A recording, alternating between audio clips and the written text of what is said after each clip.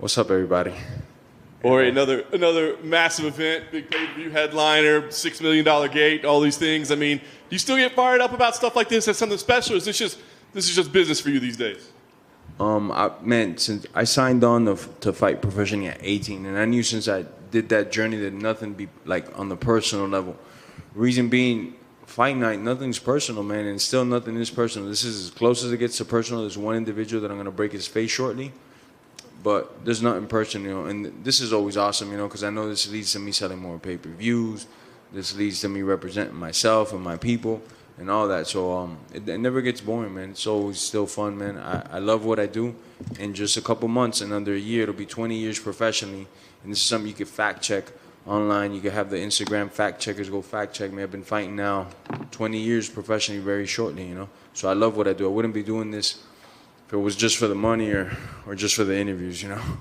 How about this particular fight, though, Jorge? I mean, love it or hate it, right? As you said, it's not personal, but there's so much going on here. Like, I imagine on the one hand, you get to settle a score, and that's going to feel really good. On the other hand, he's getting a lot of spotlight. He's getting a nice paycheck as well. He's getting to bathe in some of that attention. So is there a part of you that hates this, that you had to give that to him? Not only do I fight for a living and I get to punch people in the face, but every once in a while I get to punch somebody in the face that I really don't like, and I get paid for it. So on that end, I love it, that he's like the worst selling pay-per-view performer in the whole division, and I'm going to just upcrease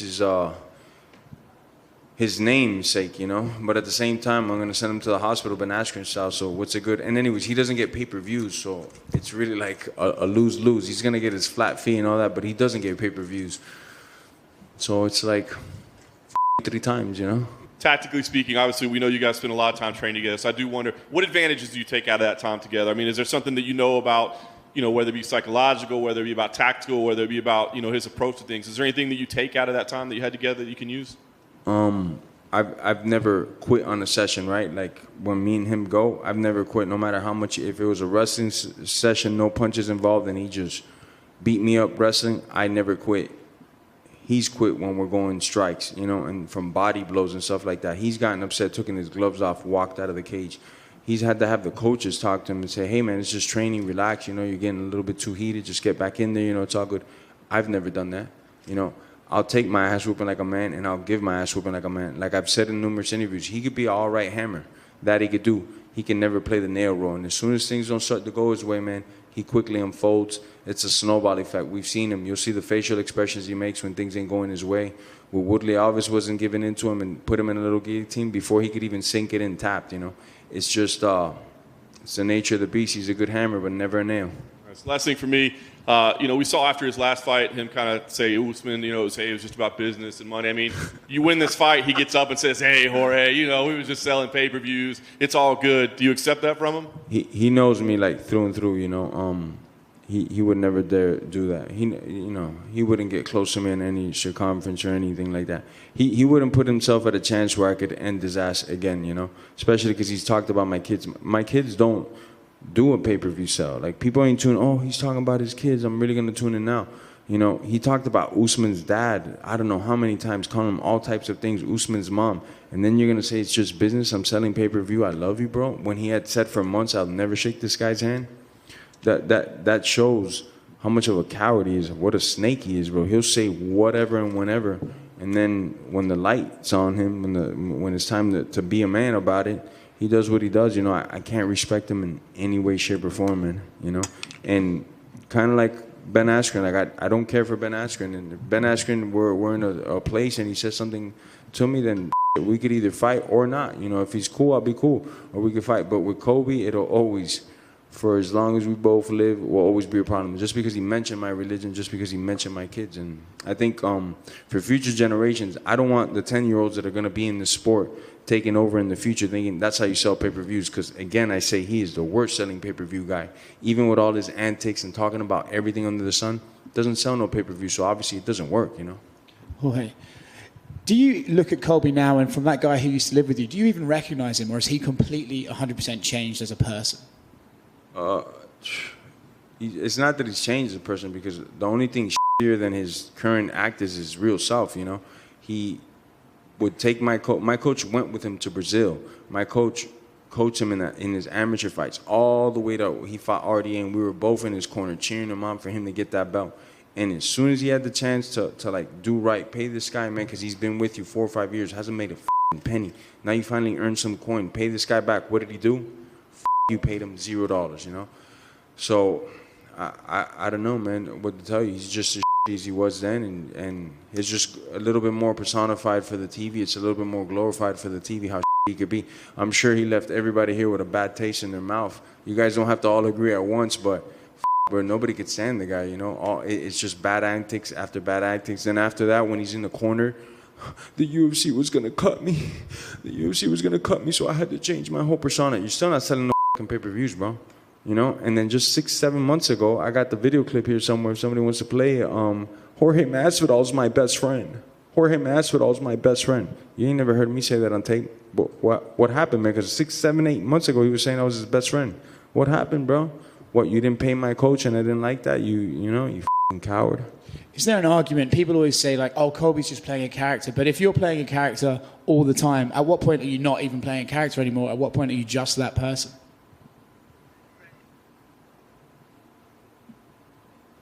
Or is my best friend? Or is my best friend? Or is my best friend? What the fuck?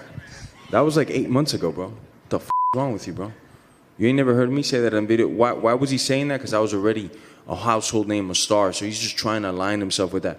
Ask him any question about Trump policies or anything that Trump changed or didn't change and see what the fuck he tells you. He can't tell you shit. He just wanted to tie his name to something that was going up, you know, whether people loved him or hated him. He's like, let me attach my name to that because I could get some fame with that. The guy's a complete chameleon, bro. Last one from me. You sometimes specifically mentions like, oh, he couldn't handle it when I went to the body in training, or he couldn't handle it when I put the pressure on him, he would break. But he never seems to say specifics as to why he can beat you. He just sort of says, oh, I'm going to go in there and smash him. Is that because there was no occasion where he had a strategic advantage over you in sparring? When he first came on over, and again, everything could be fact-checked, I was at 155 pounds, just left Strikeforce. He was just fresh out of college. He was actually considering fighting at either 185 or 170. So we used to wrestle all the time, and it didn't fare well for me in wrestling. He would consistently beat me at wrestling, straight wrestling. As I started to get bigger, those wrestling exchanges started to get a little different. Once I came to 170, but that was many years later. We're talking about like 3-4 years later. All of a sudden, the wrestling goals are not in his favor as much, you know, and now he's having to take a deep breath because I got a little bit extra weight behind me and I know more of the wrestling. So the goals between me and him started to become far and few in between. When at 55, he'd always want to go, always want to use me for his training camps. I remember for the Damian Maia fight, perfect guy to help him out in a way, to do a couple things like Damian was me, because I fought with Maia and I could, you know, try to emulate Maia in certain situations, half guard sweeps, things like that. Wouldn't want to go with me. I'd show up to practice. Mike, I'm ready. You told me today I was going to go with Colby. Yeah, but Colby says he doesn't want to go with you today. Or other strikers that he was fighting, once I was at 170, didn't want to go no more. I was like, I wonder why, man. Because I used to take those ass whoopings like a man when you'd beat me wrestling. Now that I got a little bit of weight on me and I could give it back to you, you don't want to go. And I always knew since then, coward. Right. We were talking with Colby right before you came out here, and he was talking about his lifestyle choices compared to yours. And he brought up the fact that he used to use like food stamps and then referred to you as Fidel Castro Jr. and brought up communism and stuff. So I'd like your response to that. I don't get the question. He said, I'm Fidel Castro Jr.? You see what I'm saying? This guy will just say anything possible. Due to Fidel Castro, family members of mine died. My aunt is missing a tit because she tried to cross over from Cuba to Guantanamo Bay, and that whole landmine, it's rigged with landmines, and her left tit is missing because she is crossing over. She hit a landmine and exploded. So for him to say that is just for one thing, to get an emotion out of me, to get the newspapers. The only person that I dislike more than Colby Covington is no longer alive, and that's Fidel Castro. So, I mean, you know, it's kind of a silly question by you, I think, bro. I just wanted your response. Yeah, you know my response, man. Jorge, en español una. Todos sabemos la importancia de la amistad para un latino, para un cubano. ¿Cómo tú definirías la traición de Colby Covington a ti en lo personal? Yo lo defino como, en primero, le puse un cuchillo a mi entrenador, no le pagó lo que él dijo como hombre que iba a pagar. En segundo, empezó a hablar de mi hijo, de las exes mías, de mi religión, al constante. Eso es lo único que él ha hecho para vender el pay-per-view. No hablar de él y cuánto él está entrenando y las cosas que ha hecho en su vida para mejorar como un atleta, no. Hablar de mis hijos, hablar de mi estilo de vida. Yo puedo entender todo, pero de la religión y los hijos nunca se habla. La traición es algo feo, pero por lo menos en este libro, en esta película, yo le llego a dar el final. Jorge, right here. Right over here.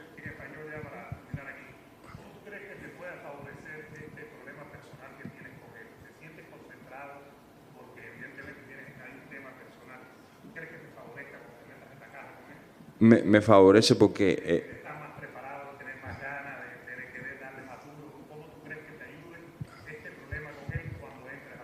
me favorece porque él al fin del día tiene miedo a las manos de oponentes, no nomás de yo, pero de varios. Él nunca le ha gustado pelear mano a mano, le gusta entrar a abrazar a un hombre, olerle los testículos, es lo que le encanta a él. Él sabe que conmigo, sea o no sea, yo cansado, yo luchando, no, le voy a meter las rodillas, los codos en la cara y le voy a hacer la vida imposible. Obviamente para mí me trae más coraje, más cosas, pero a la misma vez yo soy un profesional. No puede ser, te quiero dar más duro a ti, estoy cargando el golpe más que nunca. No, yo sigo siendo el mismo profesional día y noche. Y parte de eso es que nada es personal en este juego en realidad. Él puede decir lo que quiera, pero nada es personal en realidad. Es bien cerca personal, pero no es personal. Jorge, down here to your left. If this fight goes the way that you want to and you get to stick the hatchet in his neck, I think that was a quote that you said, how satisfying will that be, and where will it rank in your victories?